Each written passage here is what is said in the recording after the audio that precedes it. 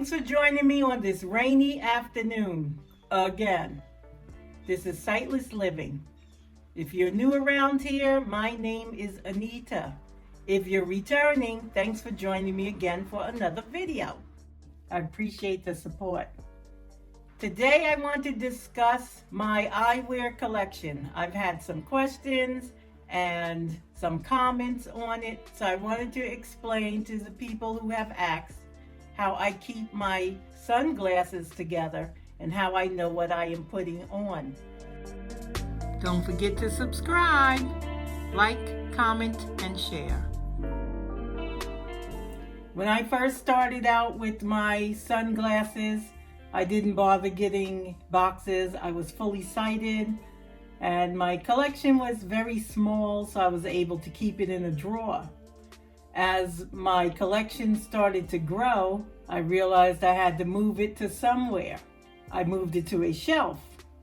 The shelf was okay, but after a while, as I noticed dust on the boxes, that wasn't working for me either. So when I became blind, my collection was very large by then, and I just had it in packing boxes. Every time I wanted to wear a color, I'd have to go through it, and that got tired. I figured I have to do something. Half the collection was with the boxes that it came in, so that was the glasses, the case, and the box. A lot I got when I was fully sighted was just the case. I didn't really bother with the box. They didn't offer it, so I didn't really ask, and I just paid for my glasses and left. When you become blind, it becomes an issue because you wish you had the boxes. It makes it easy to braille and use other systems to help you identify what you have. Same thing if you're sighted. You want to be able to maybe categorize it for your insurance company, maybe know what you have so you're not double buying and things like that. So it does make sense to write down what you have or keep track of it. It makes it easier for when I'm getting dressed or packing for a trip that I can coordinate my sunglasses. There are many systems out there that you can use to hang your glasses. Some hang them on the wall, some get wire and hang them through the wire. Some put ribbon on the wall and hang them through the ribbon. They'll staple it to the wall and things like that. All those methods I heard were not good. Then you can lay them in trays, but then you have dust. So you always have to worry about dust. And if you don't go and wash them under running warm water, you could possibly scratch them. After weighing all the pros and cons for all the methods out there, and there are times out there, I decided to do plastic box storage. They have lids, I don't have to worry about the dust, and then I just return them back to their box when I take them off. Before I take them off, I do wash them because I've been out and about. Just like I wash my face for the night, you want to wash your sunglasses if you wear them all day long, or even if you wear them a little bit. When I take my sunglasses off, I wash them. I let them dry, and then I put them back in their box. If you decide to do plastic storage and you might not have the boxes for your glasses, you can get felt from the craft store, and then you can line your boxes or trays or whatever else you want to try. I'm sitting here in front of my eyeglass collection. I have like 18 containers. They're rectangles, plastic. They're food grade, BPA free. They're very easy to wash and sanitize. They snap on all four sides. The snaps come in 3 colors, green, blue, and purple. I don't really pay attention to that. When you take the lid off, it has a gasket on the inside, so it makes these waterproof. So if you live in a flood area and your house ever floods, hopefully they'll float so you can pick them up.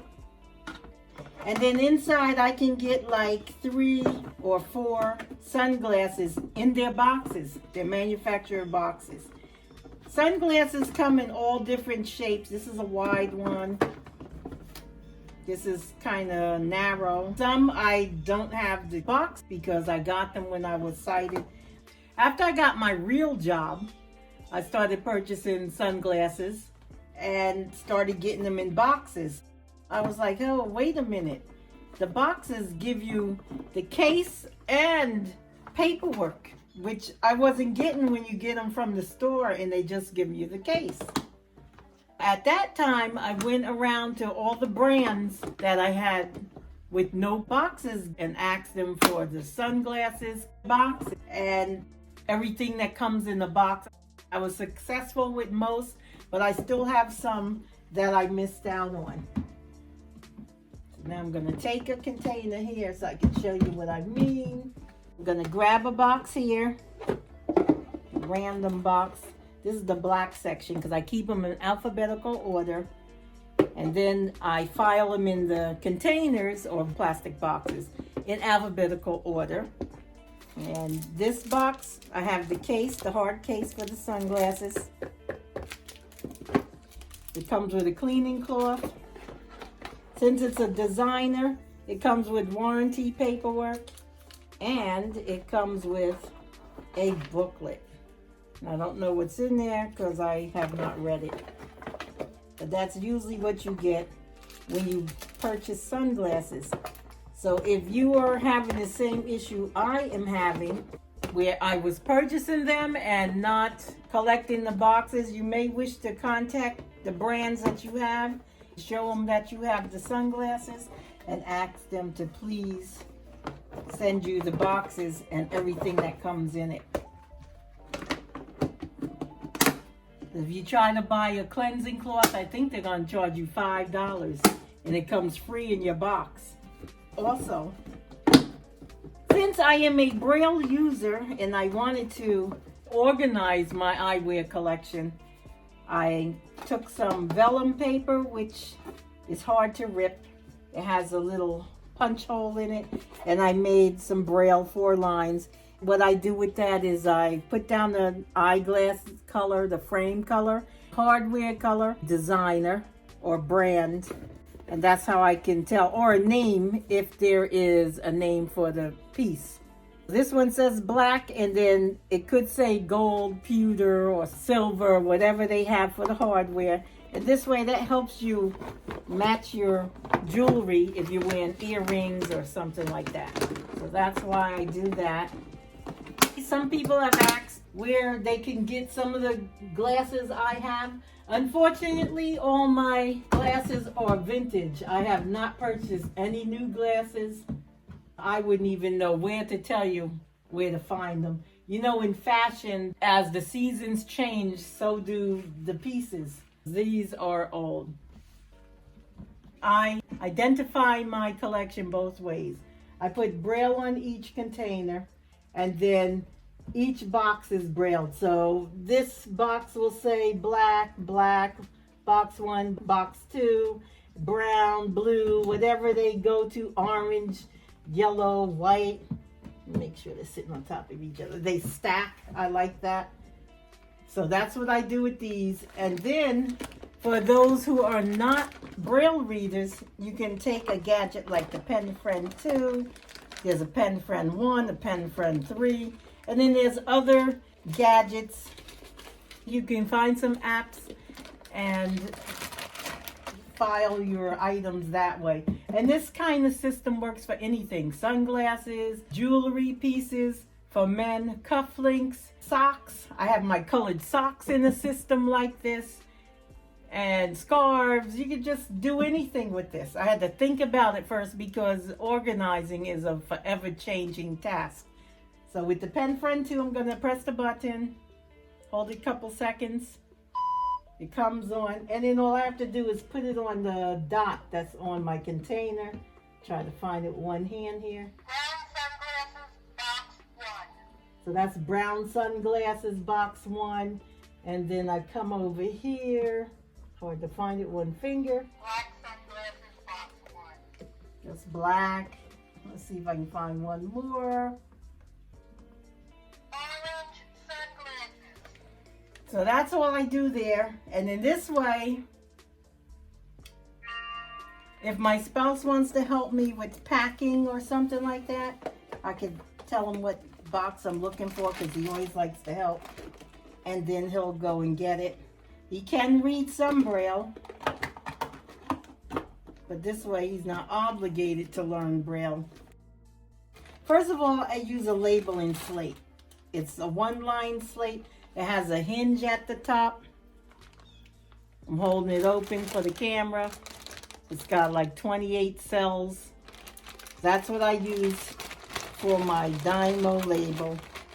And then I use a saddle stylus, so that's what I like. So here's the stylus. I like to rest my finger over it. So I put my first knuckle on it, and that's how I punch my dots. Some people like the knob with the big circle. I don't like that one. When I get objects to Braille, I like to put these labels on my item to make it adhere to the surface. Although this is a plastic container and my label is plastic, it tends to pop off. I don't know why the Dymo labels do not stick. Sometimes they do, sometimes they don't. Either have to put a tail on both sides and tape it down, or I like to put it on top of plastic to make it stick. And they rip, they come on the roll. And I'll put down in the description box where you can find those if anyone's interested. I also use this 3M double-sided tape. If I'm not using this big wide label, then I'll put the double-sided tape on the underside of my Braille. I use the Pen Friend 2. This one's about $150, I believe. The slate and stylus is under 10 bucks. The company I get my slate from gives you the free stylus. And I've always gotten saddle styluses from them, so if you want the knobby style, I believe you'll have to write them and ask them if they provide it. Well, let me show you the Dymo tape. It comes on the roll. You'll have to get that from a store that sells products for the blind. And even sighted people can do the same thing because they have the Dymo labeling machine in print. I have my prescription glasses. I keep those in a container by itself. And then I have, that's the rest of the alphabet. I even have yellow. I have teal and turquoise, orange and gray and green and blue, light blue, dark blue. Just all different kinds of colors. So that's how I keep it organized. And like I mentioned before, I bought these a long time ago. So I'm sorry for those of you who have asked me, what are the names? Where do I get them? When you get your sunglasses, you want to clean them with lens cleaner and a cleansing cloth, not alcohol and other abrasives that can ruin your glasses. Not a paper towel, not a napkin, not the bottom of your clothes, because it will scratch your lenses. And once they're scratched, they're done, not unless you're going to purchase new lenses. Some tips I have gotten from the optometrist are, when you take your glasses on or off, use two hands. If you use one, you can put uneven pressure on your frames and loosen your temple, maybe break them. If you enjoyed this video, why not subscribe to the channel, turn on notifications, so you'll be notified each time a video becomes available. And I'll see you next time. Until then, live well. Scene changes to a mountain scene backdrop. Rolling credits appear in big bold text scrolling upward from the bottom of the screen. Text reads, Anita, hostess/visionary. Mountain Air Videography. TM symbol, videographer/editor. The rest of the text may be read in the description box below. Thanks for watching.